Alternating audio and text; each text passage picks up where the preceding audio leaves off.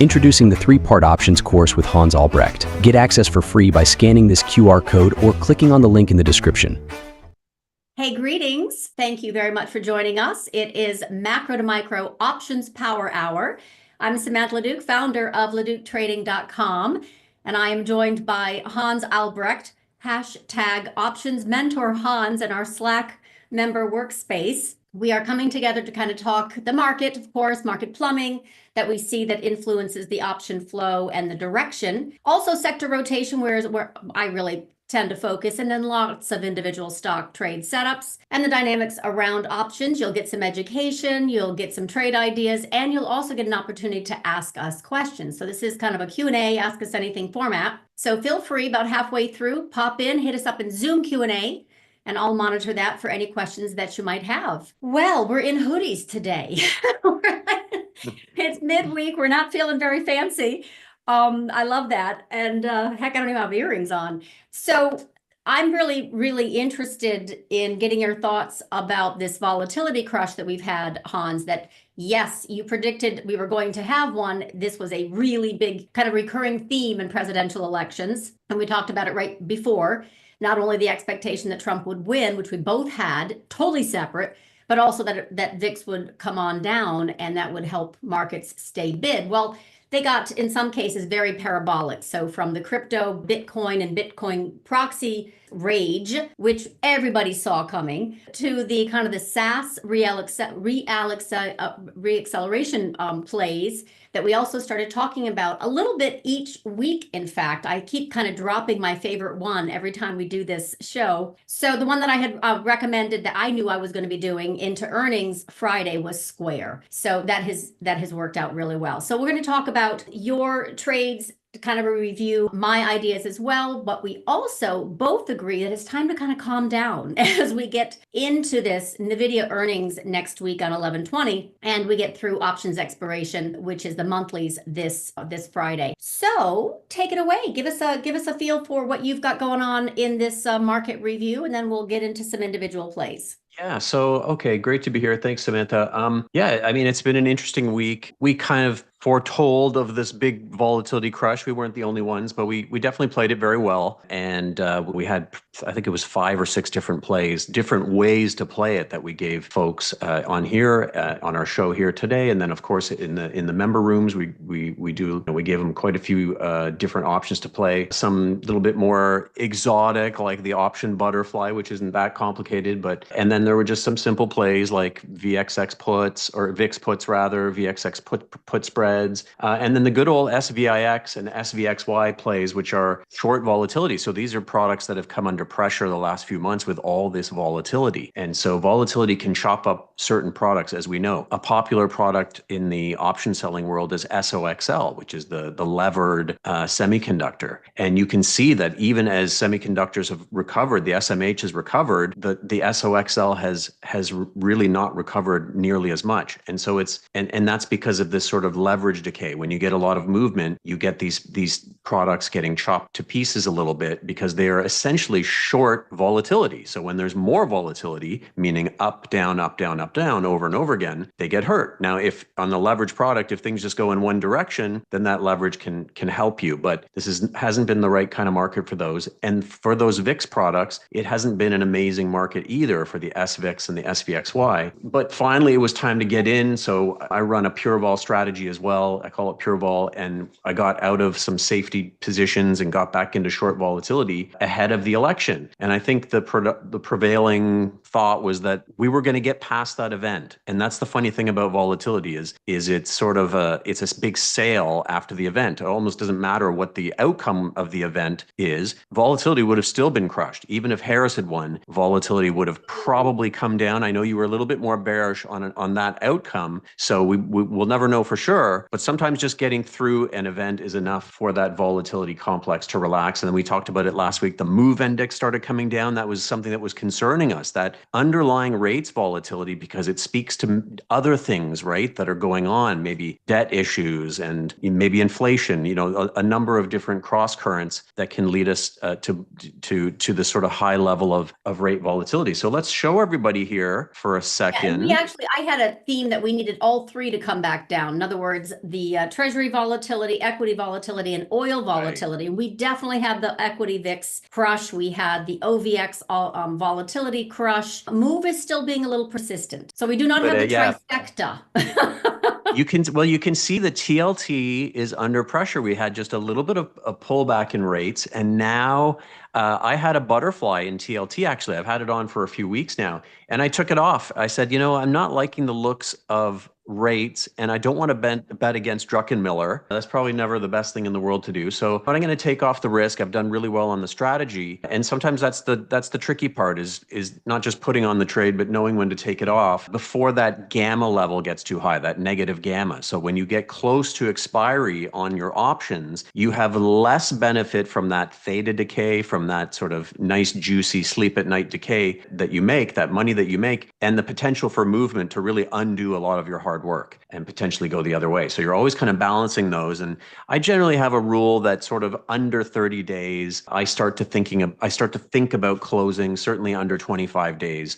And there's certainly a lot of data out there. If anybody's an option seller listening today, there are some studies out there that show kind of 21 days and under is where things kind of flip the other way. You probably want to take positions off. Now, that doesn't include weekly option sellers. There are people out there who love to sell 0 DTE. Forget about weekly. They're selling 0 DTE. So all the rules are out the window at that point. You're kind of flying by the seat of your pants. But if you are a sort of typical 30 to 40, 45 day option seller, you're kind of looking to close at a certain point before movement kind of starts to hurt you. We can see here that this was our happy picture. If I had a big happy stamp, I would put it on the right side. This was our unhappy picture on the left side. So we have the VIX high. This is before the election. VIX futures fairly flat here and very concerned in the front when that front future is higher than the next one. You can watch this at VIX Central. So this is a great way for you guys out there to look and kind of keep track of how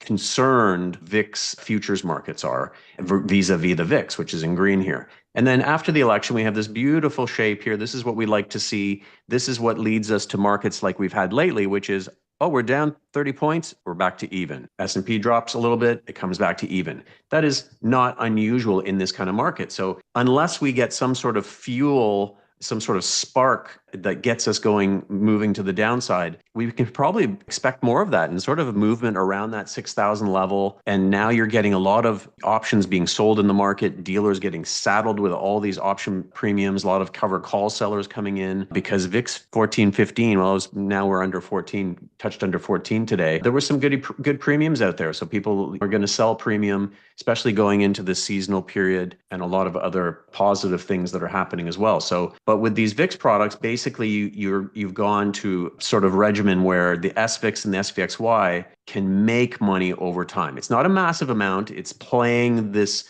movement of futures into the cash. And that's why these products go up. But remember, they're not based on the VIX. They're based on the VIX futures and their relation to the VIX. That's that and the front two futures. So that's something very important to remember. So some don't care about the VIX. They are really kind of not so comfortable trading it for lots of reasons, but they can still use it as a very valuable tool, indicator tool, not only direction, but also intensity of that direction. So talk about SPX a little bit. I said the same thing. Even this week going into Friday, wouldn't be surprised if we actually roll over a little bit. And I gave those particular levels, not very far, but we still have to get through NVIDIA earnings next week, which is still pricing in a lot of upper level calls, little call spreads, so that right tail that we've also talked about week after week after week is still there. But semis have not made a push yet. They have actually been languishing. And I want to show something as it relates to my theme anyway. So let me just kind of put this up, which is over here. Yeah. All right. So I have been very, very impressed with the extremely strong move. Hopefully you can see this over here. This is IGV, this is software. There are a lot of SaaS plays, and this has absolutely taken off hot fire flames. It used to be dominated by the Microsoft, the weighting in Microsoft. But since then, a lot of other plays have come up to really kind of take a strong lead. And IGV as a SaaS acceleration thesis, it has been working really well, and it's taken a lot of fuel or money rotation, since I focus on sector rotation, away from the semis. So a lot of folks are just going to say, oh, because we gapped up on the Trump win and it's just like hot fire flames, but it's also, they were already in play, because every week we've been talking about this, not just every day with clients and setting trades up, but we talked about DOCU coming out of this big base. This is on a weekly, by the way. This is my daily view, and a little bit over here on the hourly, just so if you're looking at this side by side, you don't get confused, folks. But we set this up. We set up Team, we set up PayPal, we set up Palantir. This has been an incredible move. And Twilio, look at Twilio. I mean, this has gone gorgeous. So every week I've been dropping one, and last week it was Square. So these are all kind of part of the IGV explosion as well. So this was earnings on Friday. I said, believe it or not, I'm not worried about this one. And hot fire flames, it goes higher. But my point of bringing these up is that that's a sector that I saw in rotation, and not so much semis using SMH. It's been sitting here sideways. You can see the chop on a daily. It's a mess. So this is where I think we're going to now turn. I think the love that has been IGV is a parabola. We're all parabola traders now. We get a little softening in this space, and we have a chance for the catch-up trades in semis. Could be wrong, but I'm still betting on that. So NVIDIA, of course, is the leader of the band, but my point is I still have this kind of 272 price target for semis. This is now where I want to rotate. So you and I have done this every single week, where I have set up, for example, that NVIDIA financed call spread way back here when this came up. And this was September 11th. The market exploded higher because of NVIDIA on September 11th. It was very clear that this was in play. So once we got above that 120 call wall, which we talked about, it was in play. So that financed call spread, which was December, and I mentioned taking half off before the election just in case, but the point was this was selling the 115 puts and buying the 135 by 148 call spread, and it has hit. We've obviously hit the 148, 150 area. This could be very volatile into earnings, but I think it'll still do okay. Semis will still do okay. So right now I want to transition into a SMH play. And that's one thing I wanted to ask you about. I know it's on the fly, you weren't expecting it, but take a look at your metrics. What do you think of SMH into NVIDIA earnings, but giving enough time in case there is a shake and bake? It's all about NVIDIA. I mean, we've talked about how important it is, how it's bigger than all these G7 nation stock markets, how it's owned around the world, how it's a part of the big passive investing machine. It's just, there's a lot at stake there. And that whole space, it's interesting. Your view on I appreciate your view on SMH, because the semiconductors, it almost feels like the last man standing. We've seen, Micron's looking not great. I got out of position today, some short puts for gain. They expire this week, so I wasn't worried about them. AMD, though, I was short some DC puts, and I got out of those for, I think, a small loss, actually, because I just started to look a little so-so. And then I'm looking at some other ones that actually had nice pops, like Qualcomm.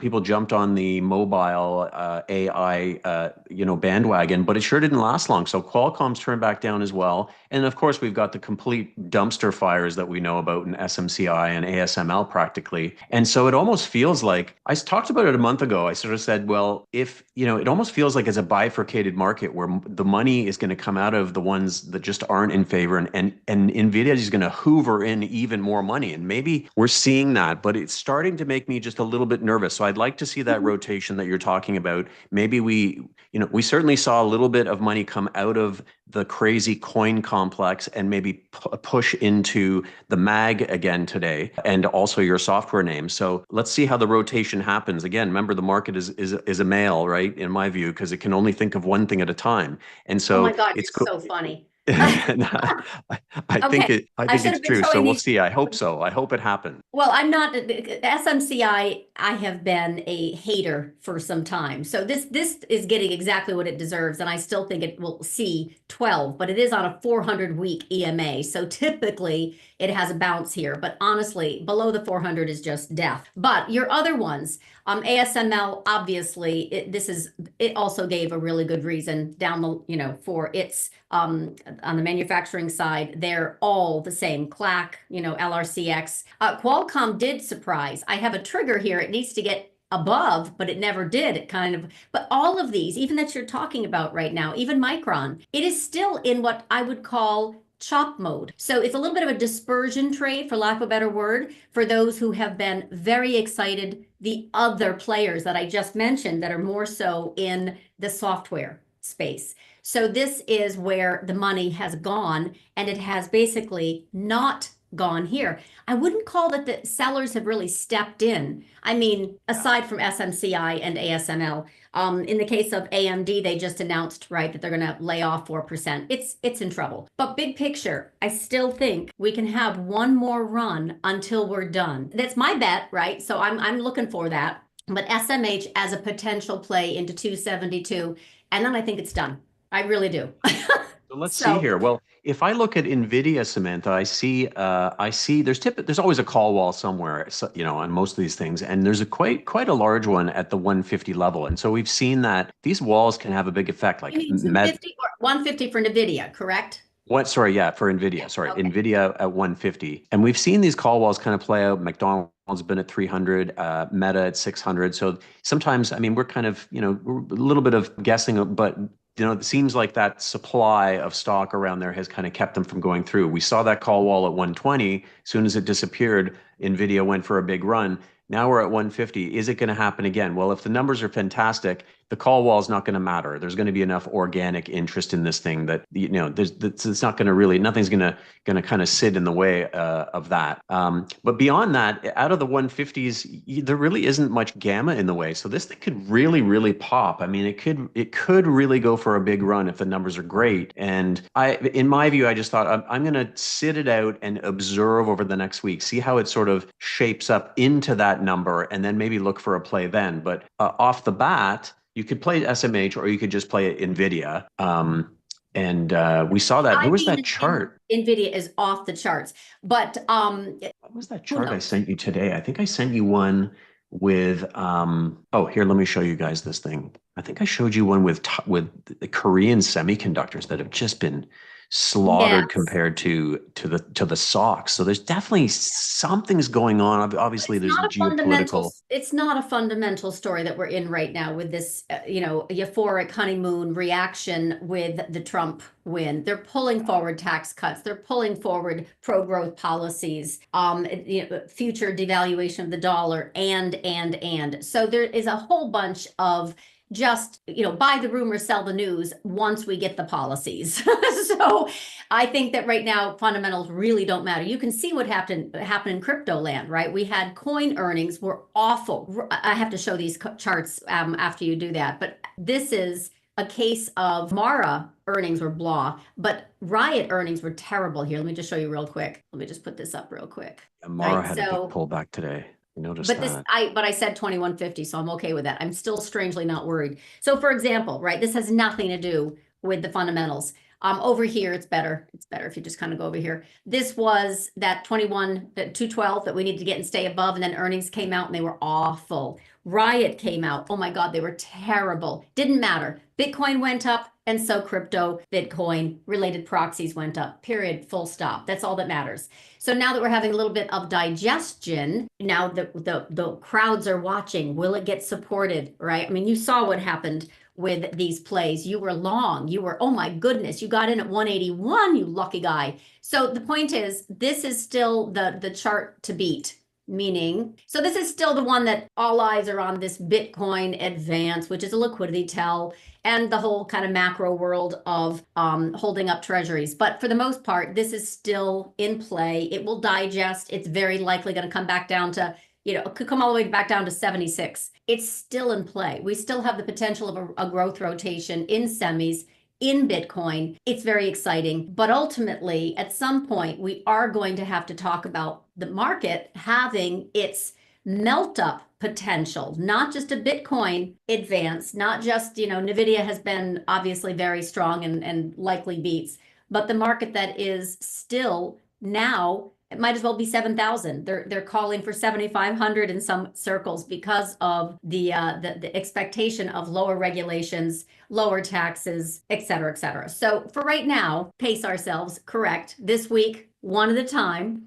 We don't have the euphoria now that the week is over. We know what the cabinet looks like also for Trump, and it's very, very frustrating. Very, very hawk. Very, very hawk. So we have a situation where we have to now start to price in other things. Let's just say other things. But we're not back from the honeymoon just yet. These parabolas are slowly going to revert. We'll get into some actual trades that will be trends. But for right now, you wanted to show your crush scene. Yes, your so right let's take a tail. look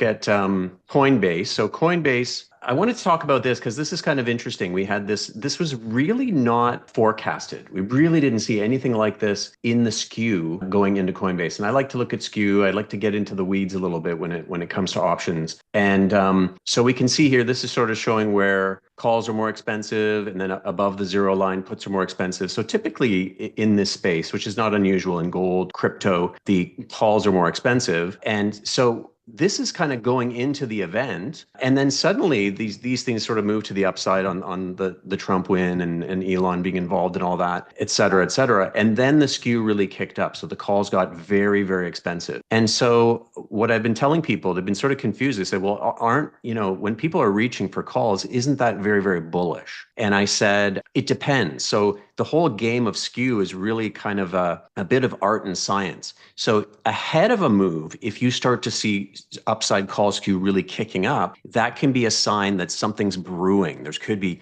something's maybe setting up for a squeeze. You need something to start the squeeze, but it sets up for potential accelerant, kind of an accelerant or fuel to the fire. When the move starts to happen, then those positions can kind of continue to kind of create momentum to the upside if there's a true gamma squeeze. But we didn't see that until this massive, massive move. So I said yesterday, well, this is kind of, to me, it looks more like an exhaustion move where people were short, people were covering, people were looking for any way to get involved and protect positions, maybe short positions. And so they really reach for that skew. And I said, this is probably a little bit more, we talked about this in the members meeting. This is more of an exhaustion move. I wouldn't take this as necessarily a sign of more bullishness, which who the heck knows? Coin could go to 800 for all I know. But according to the skew, it looked exhaustion. So a member asked me, what do you think? And I said, how about this 330, 300, 270 put fly? And in basically one day, he made, I don't know, $8,200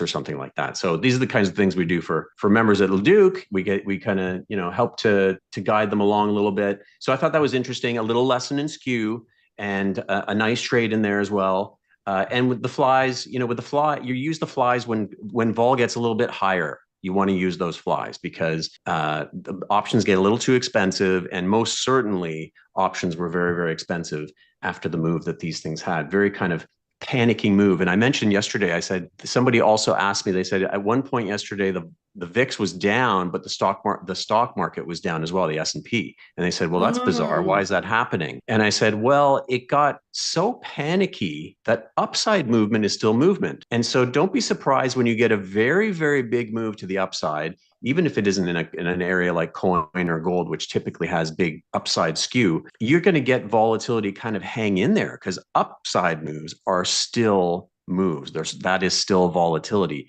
And sure enough, all the vol market needed was a little bit of a pullback in markets to go, and breathe a sigh of relief and go, okay, this isn't going to get worse.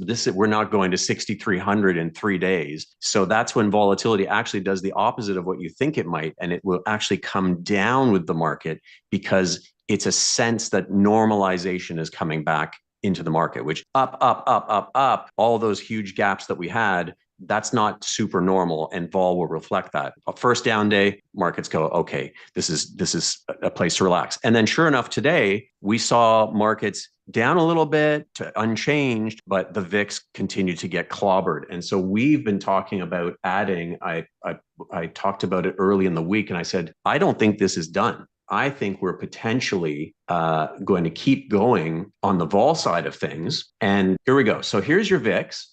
Typically going into an election, you get what is the blue. So this is the average of all your moves pre-election, post-election. This red line is election. So you always get a vol compression, almost always, not every time, but on balance, you get a vol compression, but it usually takes 10 days or so before it hits bottom, rock bottom. And this time was a little bit different. We had a lot more fear. We had a lot more nervousness in all those various asset classes. And we started from a much higher point in the fear sort of gauge world. But it collapsed massively. And you've seen such a massive collapse that it didn't really have that 10 days to sort of play out. It happened immediately. And then so it's kind of sat around 15, and now we're starting to see it kind of start to drip. I call it the drip, drip, drip. And I think in the absence of, and now NVIDIA can throw a little bit of a question mark in there. There's no question. I think it's bigger maybe than people are realizing, because maybe they remember the election, FOMC, this massive move, crypto, Trump, Elon, all this drama and excitement. They'll start to remember that NVIDIA is very, very important for this, for this big theme, this AI theme that really took us for single-handedly took markets up for about a year and a half, didn't they? Before we started to see a little bit of broadening out. So maybe the good news is maybe it isn't as important as it was when it was an extremely concentrated move up in MAG and AI. We've broadened out a little bit. So on the one hand, I think it's still pretty darn important. On the other hand, the market has broadened out, and I don't think it's all about NVIDIA anymore. And so we'll see how that plays out with the VIX over the next week. So what are you looking at for sector rotation, if anything? Any sectors that you're actually playing? I think semis have a chance. XLE has a chance. I know you've been focused on IWM. I prefer to look at the small cap 600. It's more institutionally traded, but it's also the best of the 2000. So they put the better ones in there and it has a higher performance rating. I just like that one better. But are there any that you're looking at right now, or are you still doing anything with retail or IWM, XLE, some of the laggards? Because all the other key sectors have made all-time highs, right? So we've already seen the run up, honestly, and parabolic moves in many sectors like the IGV, the XLF. But are there any sectors in particular that you're looking at, you're spotting right now for long or short? I think XLE is starting to look interesting. You're sort of, if you bring up that chart, it's starting to kind of knock on that 95 door. I know you liked kind of the 93-ish, 93 and a half-ish. Level. Yeah. It can be a heartbreaker though. It is. I find that to be very frustrating to trade. So you want to give yourself time because it can break your heart for a couple of weeks just when you think it's going to go. But I think it does represent interesting value. Quality stocks, huge cash flow, all those things that I like to see, big wide moats, all these wonderful things. So I think that's an interesting place, and it finally is acting a little bit better. Now the skew is pretty darn flat here. I'm not seeing anything too interesting, except that it's low. The implied volatility is quite low. So I think what you could do is you could position yourself in something like one on XLE is trading around 94.5, 95, I think. You could position yourself in maybe some March or April 100 calls. They're probably not going to be super, super expensive at this point. And I continue to believe that this idea that upside isn't too expensive, it's come back a little bit. So what we saw is, and we talked about this, boy, we made a great call on this. These were some big reversions, and you can see right here, upside skew just went bananas to the upside after Trump. It was trading very, very cheap. We're talking about that. When everybody's looking at the left tail, which is the downside, it's time to start looking at the right tail. And that's what happened. And it actually moved up into that big, strong move. So it was a very kind of interesting, I wouldn't say totally abnormal because I actually talked about it a month ago. I said this is so cheap to the upside. We could actually see a move up in skew on a jump, and that's what happened. So there were lots of ways to play this, and we picked a few of them in a few different names. So at this point, though, I think the vol's gotten kind of high, and I think you're going to see a lot of supply of vol. So I'm kind of thinking continue to play some of those interesting ideas. Maybe you could, coin pulled back to 281 if you've got the stomach for something like that. And by the Upside way, flies. both Coin and MSTR had a lot of calls that came in that were sold. I wanted to pipe in when you were talking about how call had gotten the IV had exploded, right? Became basically a gamma squeeze in the 200 for IV for many, many, many stocks. And they started selling those calls. And of course, this is also kind of helping the softness in the space. But a lot of people don't trade that counter trend, right? So it's all about timing, and someone has to kind of know their own time frame. That's why I define it differently than other people. Chase swing trend. I'm looking at something that's going to be a few days. I'm not a scalper. A few weeks is a swing, a few months is a trend. So it also helps, I think, to put that in perspective as far as when we are talking about these trades, either the month that you're using the strike that manifests that definition of time frame, or just say, I think this is going to take into the end of year kind of thing.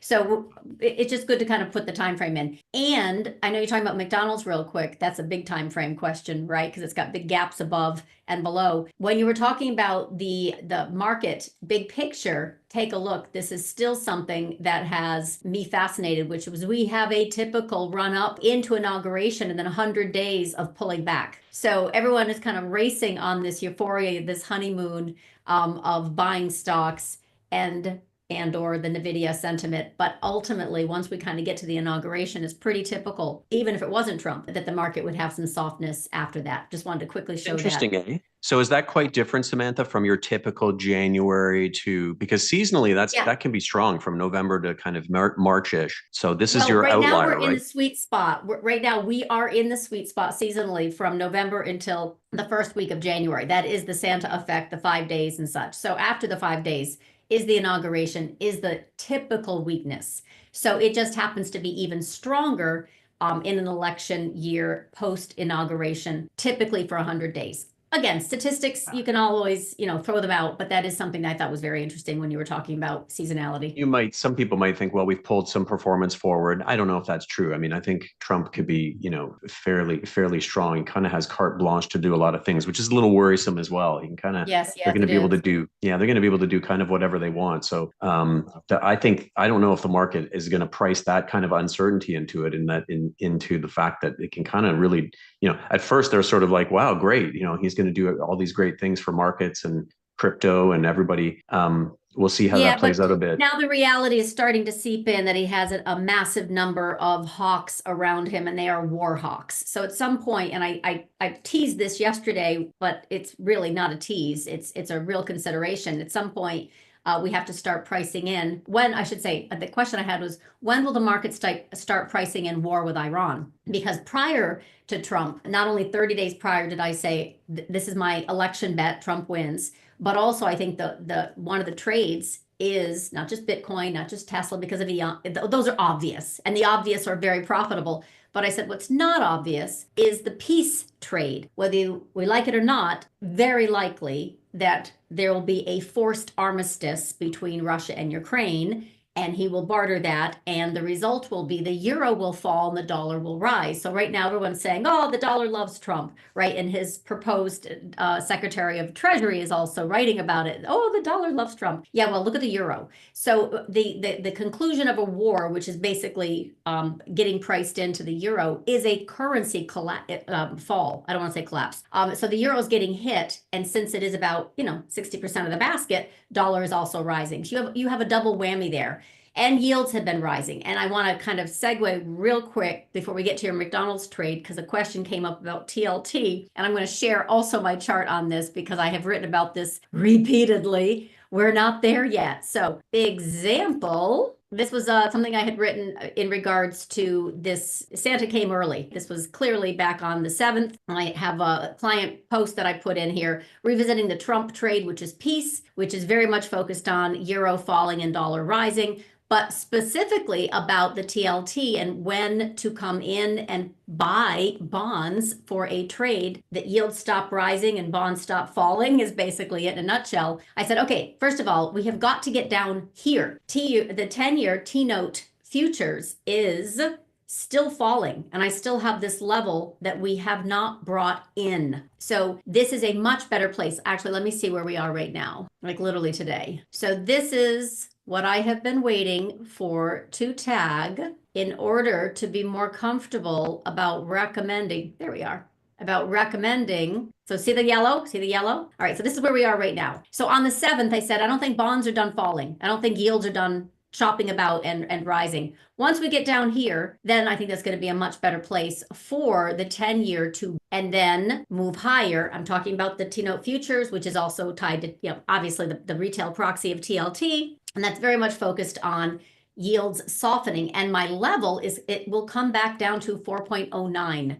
That is the level that I was looking for initially when I wrote pre-market for clients September 18th, time for a yield spike. We were at 3.62 base, 3.62. And I said, I expect this to move up into 4.09, 4.1, and then it'll finish up somewhere between, the QRA, which is Yellen's quarterly refunding announcement, and FOMC. And also we got, November 5th in here was the election. So we have had shake and bake of late with the 10-year. We've had shake and bake, obviously, with the red wave. It's intonating a lot. Tax cuts are spending, but less fiscal spending potentially, right? Girl can hope. Neither jobless claims nor Powell indicated economic growth slowdown, which this was written on FOMC day, which was Thursday. And then, of course, the Trump trade would be bullish, except big picture, guess what? I'm not so excited about that anymore because he is surrounding himself with war hawks, bar none. Wow, what a surprise. So all the libertarians, independents, Democrats, and centrist Republicans who voted for him are going, they're going, what? We didn't think that would happen. Supposed to stop the war, not escalate it. Yeah, and so, Pete, Pete these are Hegseth in there. massive China hawks. These are massive pro-Israel and anti-Iran. This is not about Russia and Ukraine anymore. So bonds are going to have a tough time getting a solid, durable bid for a trade. But that's my level. I'm still 1, 2, 3, 4, 5. I'm still looking for that gap to fill. Great point, Samantha. That's great. That's a great point. I love how you always kind of think of what's behind door number 3, because that's what's kind of happening, right? This whole sort of, and you're watching what's going on in that cabinet, and that's a very good point. And so I kind of thought the other day, I thought, well, we're getting back down into maybe that 430, 425, where we start to kind of relax a little bit. Stocks kind of enjoy that, and that's unraveling a little bit, which is maybe pushing a little bit of money into mag as a place of safety. I put some clients into some short Apple and Meta because I kind of feel like those are a little bit places to hide a little bit. There's kind of big bank account type companies that are doing things right. So I've been kind Amazon of that has finally made it through the Jeff Bezos 200. Amazon. No, I called it and I got out around 209. So now I'm a little frustrated, but you can't grab every dollar. So I love it. I've loved it since, we've had the structures on and done well in that. And I think it does continue to go higher. So I'm thinking maybe doing a financed play, selling. I have to take a look at the skew, maybe selling some 195s, playing more of that upside that, especially into Black Friday and the whole, but I think typically it comes off a little bit after that event. It does. I was just going to say it will retest 200. Right. So, okay. but absolutely the combo deal of Trump plus animal spirits in general, right? And just the call wall of 200, which was where he sold, 1.2 billion. And we had to absorb that supply. Long story short, now we're above it. You do not short all-time highs. I understand that you're talking about putting on structured long product with options, but we are extended. The mean is 195 and it's printing, it hit 215 today. So it is $20 extended. I would much rather buy it at its mean than $20. Yes, Friday comes in, it looks still very bullish. So anyway. I like that idea though. Amazon is that stock, having watched it for so long, it always gives back 10 or 15 bucks after it sort of makes a significant high. So it just is that stock. Remember, it didn't move forever between 180 and 190, and it finally went because it kept kept failing by 10 or 15 bucks. So, and I'm looking at a few things here just because the market's so extended. I'm looking at, I find that sometimes people want to focus on shorting strength, which to your point just now, why do you want to short things that are acting fantastic? You want to be very measured in the way that you short things. So I'd be looking at more things like McDonald's, like Nike, like I don't know if Starbucks has, I mean, it has moved towards 100 again.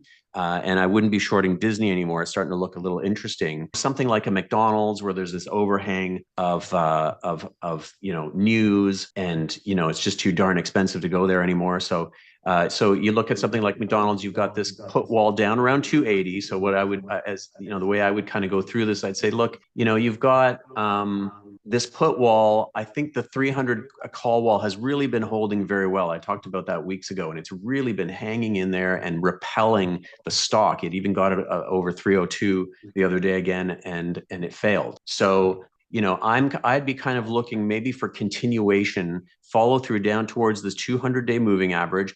I like this level here, a couple of spots here where it broke out, a couple little touches here that lead me to believe that this could be a level. Now, the volatility is fairly inexpensive right now. So what I would be, I like that. Yeah, it's inexpensive. So I would almost be willing to just buy. It's quite, the skew's flat, so you're not paying up a super high amount in terms of expensive puts. Meaning when we talk about skews, that means our out of the money puts expensive. Well, they're not that expensive, and so they're not really pricing in that downside. So to me, that's interesting. That means maybe we have that move.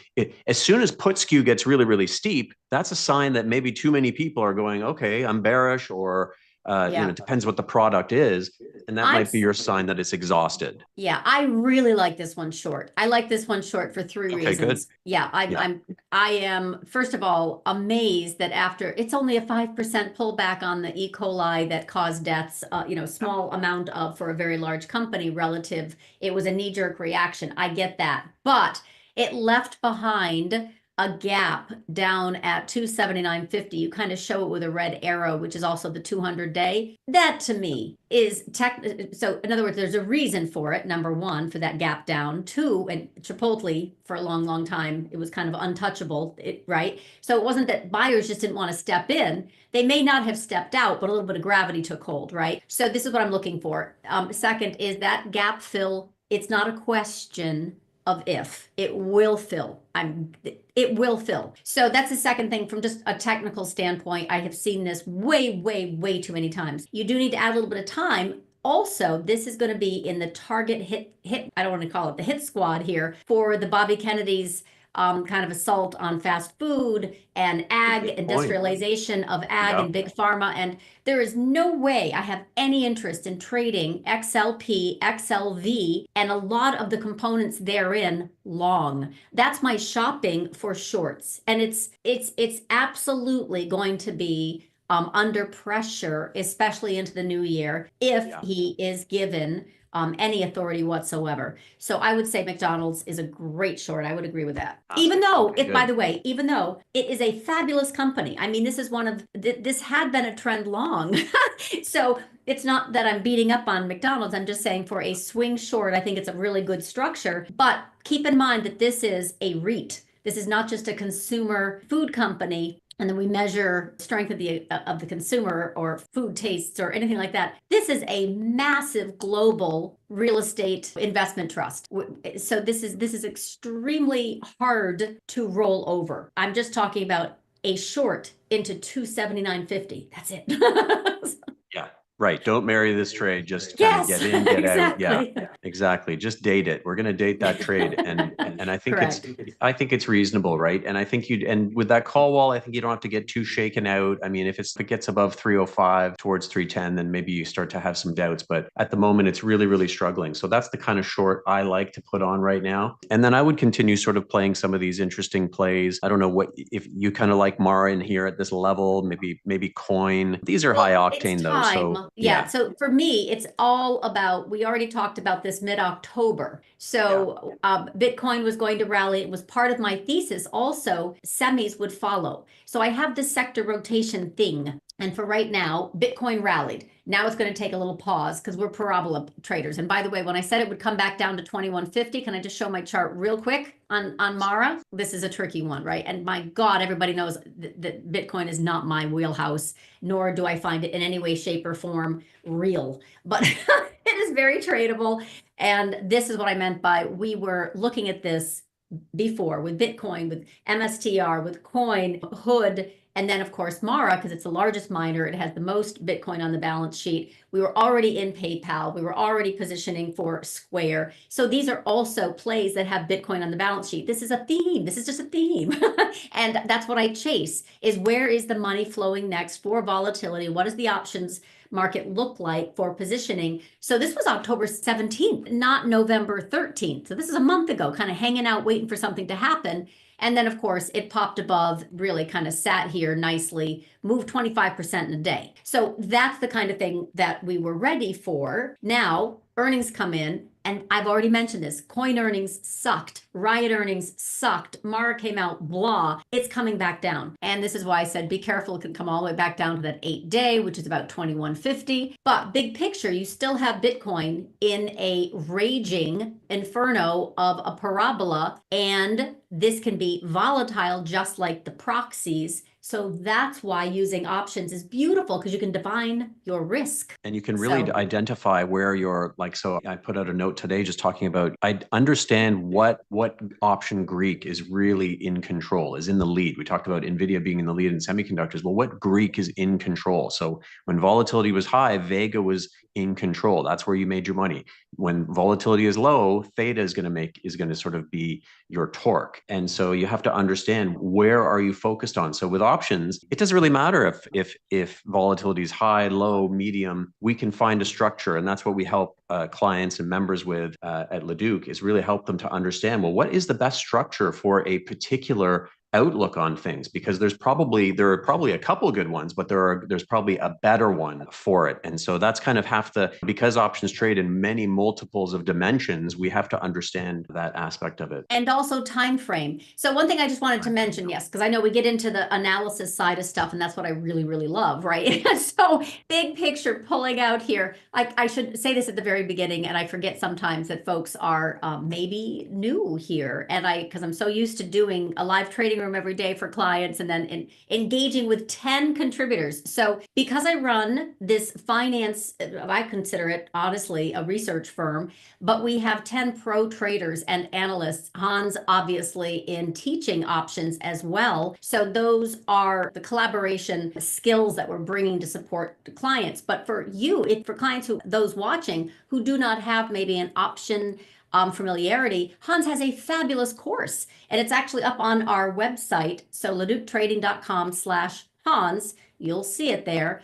So he provides also kind of structured options education for beginner, intermediate, and advanced, very much like I structure my products, Chase, Club, and Edge, which is very much beginner, intermediate, advanced. And so if you come into the Leduc Trading ecosystem, you get access not just to Hans and myself, but you have a complete trading desk of 10 subject matter experts. So this is something that we do publicly. It's always fun to kind of collaborate and then test, okay, you see the market this way and why, and what are you trading? What about this idea? What's your skew view? Because you have your tools of studying realized and implied volatility that might be different from my more kind of focus on the flow and technical analysis. And then I'm basically a little bit more, let's just say, uneducated on the advanced options and very much focused on buying a directional bet. So I place much more focus on a directional bet where you have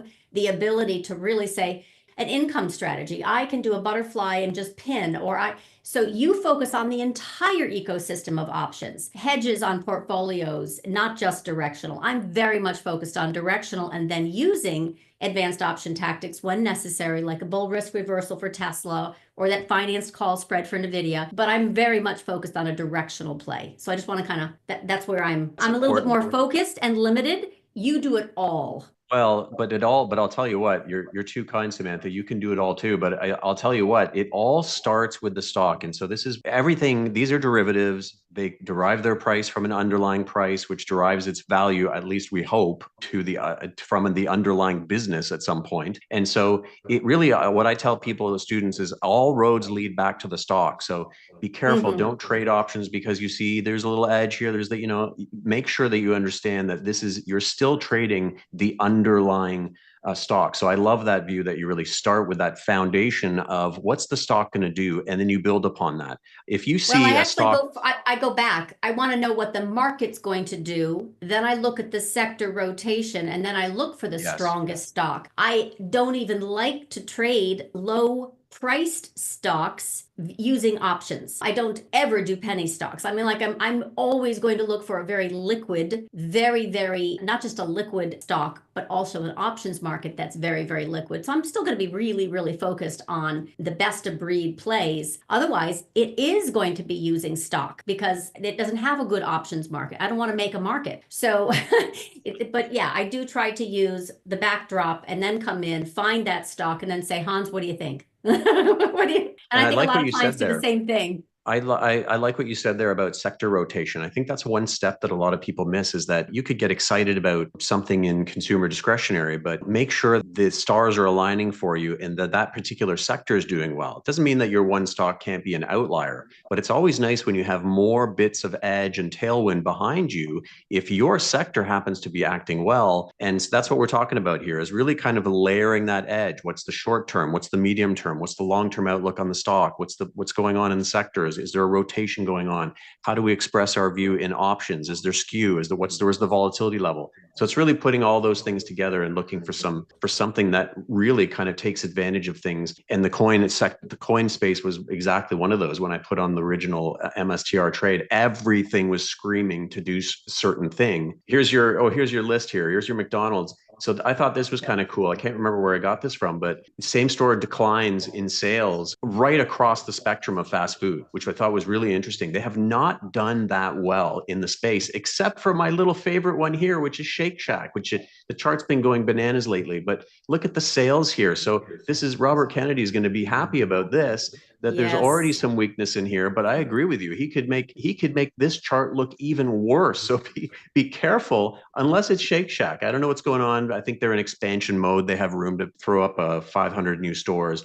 We'll see if that continues. But I think that's a very interesting space to watch. Yeah, I think it's a good space. And I want to just share this real quick and then we'll end. I think, unless there's anything else you want to cover. This is and has been fabulous for safety, defensives, kind of source of funds into XLP, which is consumer staples. We had a really nice advance and then it started to roll over very firmly. And this is, again, I'm on a weekly, but I can tell on a daily too. Same thing. I had an absolute guaranteed we're going to go fill that 79.71, right? So when we started rolling over, I'm like, we are going here. But the point is, I think this will be in more distribution moving forward. And unfortunately, I think we're going to have biopharma, which has been a holdout for a lot of hedge funds, are going to be absolutely hit. This was one that was recommended by Alexander early. And oh my goodness, this is Merck.